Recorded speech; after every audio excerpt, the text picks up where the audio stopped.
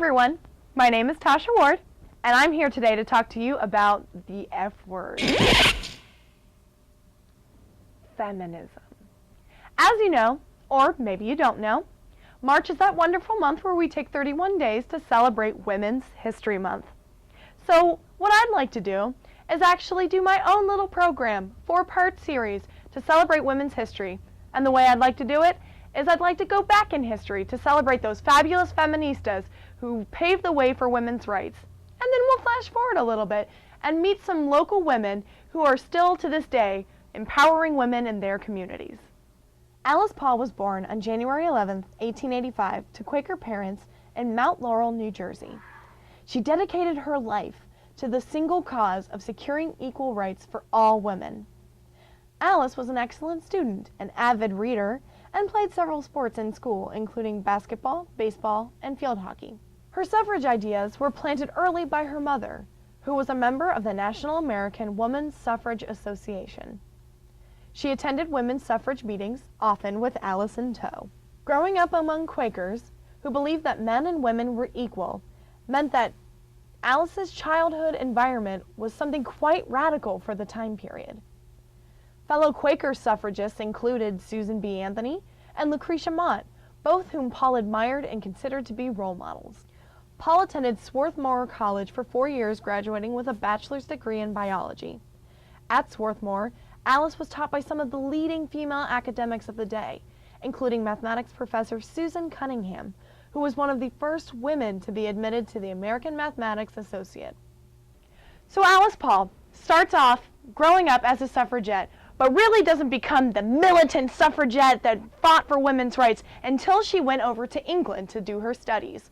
When she was walking down the road, she saw a woman, Emile Pankhurst, who was standing in the road demanding for women's rights and being heckled by local guys just like, "Oh, just a woman. No, don't care about what she has to say." Well, Alice Paul did. She pulled the Pankhursts aside and they decided to join Refuge and work together to fight for women's rights. But they decided not to be very patient or polite about it. They decided to smash windows and throw rocks through things. Apparently, one person said Alice Paul personally broke 48 windows. I mean, how radical is that? Just smashing stuff, demanding women's rights. Well, and it kind of got them in jail. Filled with English radicalism, ready to reform America's view on women's rights. While a student at the University of Pennsylvania, she joined the National American Women's Suffrage Association, the same group that her mother was in. She was quickly appointed as head of the Congressional Committee in charge of forming a federal suffrage amendment. In 1912, Alice Paul and her two friends, Lucy Burns and Crystal Eastman, head to Washington, D.C. to organize for suffrage. Finally, they decided that their voices would be heard, and they organized it in the biggest way possible.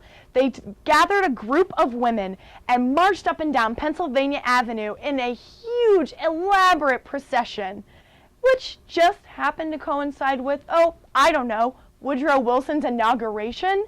The procession was led by Inez Mulholland, an activist lawyer who was astride a great white horse dressed in Greek robes just to draw the attention.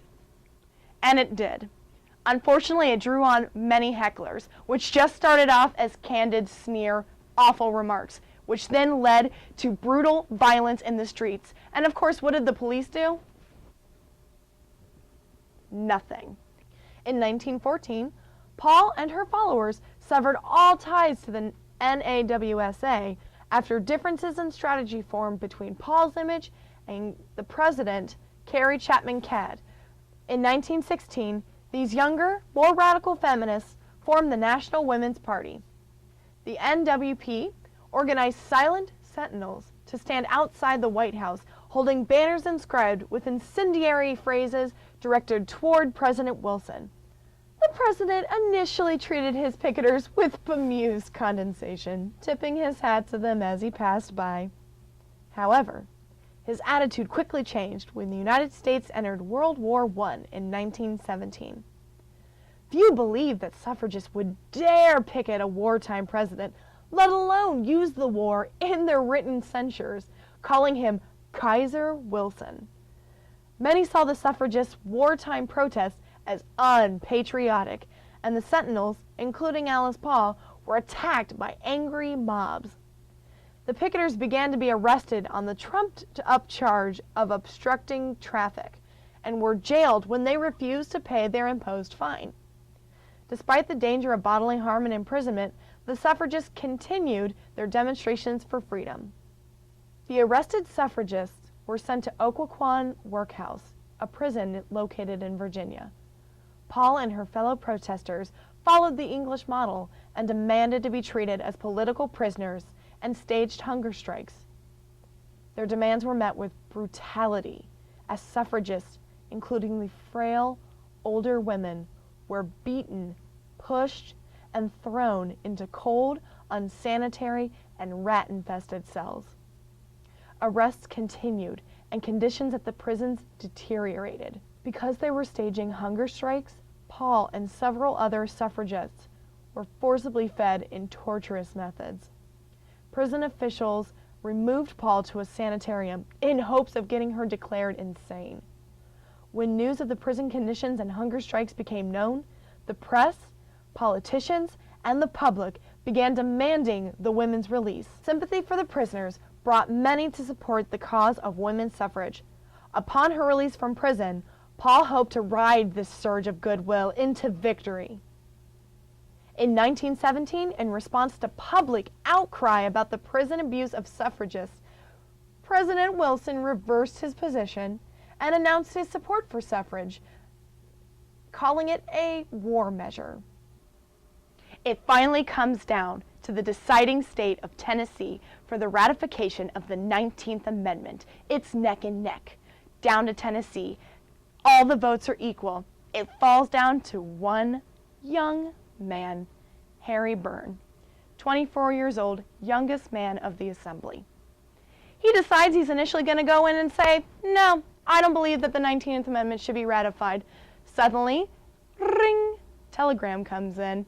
It's from his mother. Harry, hon, I really think that you should probably vote for this women's amendment. Love, Mom. So finally, after Harry Byrne puts in his vote for yes, the women get what they want. The 19th Amendment is ratified by the state Senate. It finally goes into Congress, and women get the right to vote.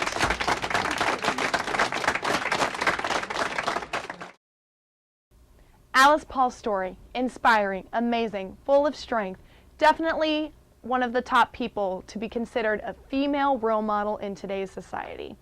Now, if you're like me and you tend to lean more toward movies and not really so much of a history buff, I highly recommend you go out today and rent Iron Jaw Angels. Fantastic representation of Alice Paul's life, done with Hilary Swank as Alice Paul and Angelica Houston as CARRIE CHAPMAN CATT. Fantastic, well done, and unfortunately you will look like this toward the end of the movie.